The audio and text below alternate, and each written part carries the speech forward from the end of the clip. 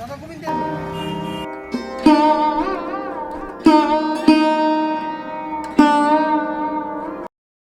নাগরপুরের ওনারা উনি হলেন যিনি স্থাপন করেছেন তিনি হলেন রায়বাহাদুর সতীশচন্দ্র চৌধুরী। আচ্ছা আর ওনার ভাই সুরেশচন্দ্র চৌধুরী। তিনি আবার ফাউন্ডেশন ডেটটা হলো অক্ষয় তৃতীয়ার দিন। অক্ষয় তৃতীয়া ফাউন্ডেশন সেই মানে যে সালে হয়েছিল ওই সাল থেকেই চলছে। প্রাচীন মন্দির সেটা কিন্তু এর গঠনশৈলী দেখেই কিন্তু বোঝা যাচ্ছে এবং সামনেই কিন্তু দেখতেই পেয়ে যাচ্ছেন কোষ্ঠী পাথরের বিরাট শিবলিঙ্গ।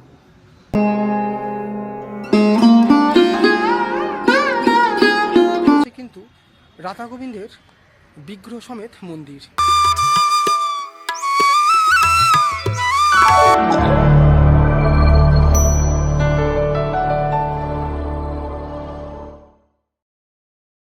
কলকাতা ওয়ান্ডার ট্রাভেল ইউটিউব চ্যানেলের পক্ষ থেকে আপনাদেরকে স্বাগত জানাই বন্ধুরা।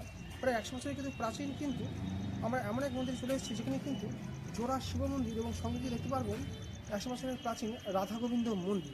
রায়বাহাদুর সতীশচন্দ্র চৌধুরী এবং ওনার ভাই সুরেশচন্দ্র চৌধুরী প্রায় 100 বছর আগে এই মন্দির স্থাপন করেছিলেন, যা জোড়া শিব মন্দির এবং রাধা গোবিন্দ মন্দির নামে পরিচিত। মন্দিরের যে জোড়া শিব মন্দিরের যে জোড়া চূড়ো দেখতে পাচ্ছেন, চূড়ো দেখে কিন্তু বোঝা যাচ্ছে বহু প্রাচীন এই শিব মন্দির এবং সঙ্গে কিন্তু রয়েছে কিন্তু রাধা গোবিন্দের বিগ্রহ সমেত মন্দির। কয়েক পা সিঁড়ি দিয়ে কিন্তু অতিক্রম করলেই কিন্তু আমরা মন্দিরে প্রবেশ করব এবং মন্দিরে প্রবেশ করেই কিন্তু আমরা দেখে নেব প্রাচীন এই মন্দিরটিতে দেখা যায় আটচালা বিশিষ্ট চূড়া সমেত দীর্ঘায়িত বারুণ্ডা। কয়েক ধাপ সিঁড়ি অতিক্রম করেই পৌঁছে যাওয়া যায় জোড়া শিব মন্দিরের একেবারে অভ্যন্তরীণ শিবলিঙ্গের সামনে। প্রথমেই কিন্তু দেখতেই পেয়ে যাবেন বহু প্রাচীন মন্দির, সেটা কিন্তু এর গঠনশৈলী দেখেই কিন্তু বোঝা যাচ্ছে এবং সামনেই কিন্তু দেখতেই পেয়ে যাচ্ছেন কোষ্ঠী পাথরের বিরাট শিবলিঙ্গ।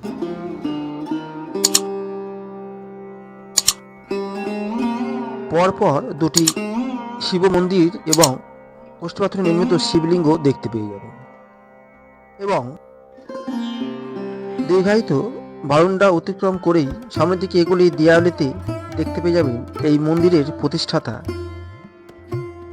রায়বাহাদুর সতীশচন্দ্র চৌধুরী এবং ওনার ভাইয়েরও একটি ছবি ঝোলানো অবস্থায় রয়েছে, যিনি হলেন সুরেশচন্দ্র চৌধুরী।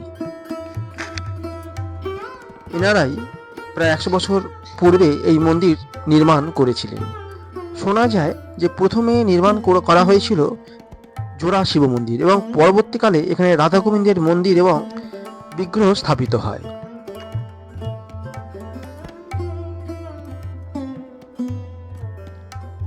এখন দেখতে পাচ্ছেন রাধা গোবিন্দের অপূর্ব সুন্দর বিগ্রহ। এই মন্দিরে চাইলে আপনারা এসে দর্শন এবং পূজাও দিতে পারেন। মন্দিরগুলি প্রাচীন বাংলার বিভিন্ন রকম ঐতিহ্য বহন করে চলে। সময় পেলে এই সমস্ত মন্দিরে এসে একবার ঘুরে যেতেই পারেন। এখন যাকে দেখতে পাচ্ছেন ইনি হচ্ছে এখানকার পুরোহিত মহাশয়, ইনি পূজা করে থাকেন। এই চৌধুরী পরিবারের একজন সদস্য, ওনার কাছ থেকে আমরা এই মন্দির সম্বন্ধে একটু জেনে নেব। এখন থেকে হচ্ছে এই শিব মন্দির দুটো আগেই ছিল, কিন্তু আমাদের এটা নিজস্ব বিগ্রহ, এটা পরে স্থাপন করা হয়। মানে রাধা গোবিন্দের হ্যাঁ, এটা বাংলাদেশেও ওনাদের আছে আবার। আচ্ছা, মানে এই মন্দির নাগরপুরের ওনারা উনি হলেন যিনি স্থাপন করেছেন তিনি হলেন রায়বাহাদুর সতীশচন্দ্র চৌধুরী। আচ্ছা আর ওনার ভাই সুরেশচন্দ্র চৌধুরী। ওনারা দুজন মিলে স্থাপন করেছেন। ওনাদের ছবি ওই যে এখানে মোটামুটি 100 কাছাকাছি হয়ে গেছে, 100 কাছাকাছি হয়ে গেছে রাধা গোবিন্দ। আছে। আচ্ছা আচ্ছা, তারপরে ফেস্টিভ্যাল হয়। এটা ফাউন্ডেশন ডেটটা হলো অক্ষয় তৃতীয়ার দিন। অক্ষয় তৃতীয়া ফাউন্ডেশন। সেই মানে যে সালে হয়েছিল ওই সাল থেকেই চলছে। আচ্ছা, আর অক্ষয় তৃতীয়া হয়, তারপর আপনার মাকি দোল পূর্ণিমা হয়, রাস রাস পূর্ণিমা হয়, তারপর ঝুলন হয়, ঝুলন বড় করে হয়, বড় করে। তারপর আপনার জন্ম ফেস্টিভ্যাল। কত বছরের মোটামুটি মন্দিরটা হবে? 90-93 বছর। শালটা আছে এখানে আপনার প্রতিদিন সকালবেলা ফল ভোগ, দুপুরবেলা অন্ন ভোগ, রাত্রিবেলা আপনার মানে রাত্রিবেলার ভোগ হয়। দর্শনের সময় ঠিক থাকে দর্শন সকাল 5:30 থেকে 12:30 পৌনে 1টা, আর বিকেল 4টে থেকে 8:30।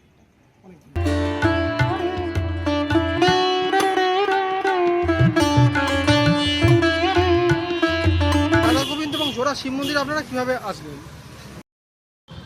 এই রাধা গোবিন্দ মন্দির আসার জন্য যে নিয়ারেস্ট মেট্রো সেটি হলো Girish park metro station. Girish park metro থেকে 10 থেকে 15 মিনিটের হাঁটাপথে কিন্তু আপনারা চলে আসতে পারেন এই 100 বছরের প্রাচীন রাধাকৃষ্ণ এবং শিব মন্দির। গিরিশ পার্ক মেট্রো থেকে সামনের দিকে এলেই দেখতে পারবেন এই রমেশ দত্ত স্ট্রিট। এই গলিতেই প্রবেশ করে সোজা বেরিয়ে গেলেই দেখতে পারবেন মিনার্ভা থিয়েটার। তার সামনে থেকে গেলেই পৌঁছে যাবেন এই রাধা গোবিন্দ এবং শিব থিয়েটার। এই মিনার্ভা থিয়েটার থেকে ঠিক সামনের দিকে ঠিক 5 মিনিট হাঁটা পথেই কিন্তু এই রাধা গোবিন্দের মন্দিরটি আপনারা পেয়ে যাবেন।